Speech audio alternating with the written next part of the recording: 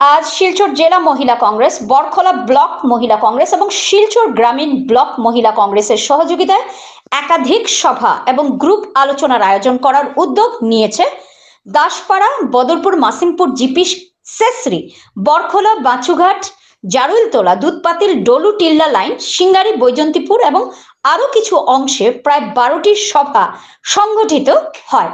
শিলচর জেলা মহিলা কংগ্রেসের সভানেত্রী বন্দিতা ত্রিবেদী রায়ের নেতৃত্বে মৈরাঙ্গী সিনহা, সবিতা দাস, যুথিকা দাস, যশোদা সিনহা, জ্যোৎস্না সিনহা, কল্পনা সিনহা প্রমুখ উপস্থিত ছিলেন। ব্যাপক ভোটারদের উপস্থিতি দেখা গেছে এবং সর্বত্র সমাজের নারীদের মধ্যে ব্যাপক উৎসাহ লক্ষ্য করা গেছে। বিভিন্ন বক্তারা বিজেপি সরকারের গণবিরোধী নীতি এবং বিগত কংগ্রেস সরকারের গণস্বার্থী প্রকল্প ও কর্মসূচি তুলে ধরেন, সাথে বিজেপি ও বর্তমান নেতৃত্বের ভুয়া নির্বাচনী প্রতিশ্রুতি ও তুলে ধরেন। বন্দিতা ত্রিবেদী রায় রাহুল গান্ধীর এবং কংগ্রেস পার্টির বিভিন্ন বিভাগ, বিশেষ করে জাতির মহিলাদের জন্য গ্যারান্টি গুলো বিস্তারিতভাবে তুলে ধরেন। মৈরাঙ্গী সিংহ এবং জ্যোৎস্না সিনহা বর্তমান বিজেপি সরকারকে নারী বিরোধী বলে অভিহিত করেছেন, যেখানে নারীরা সেফ নয়।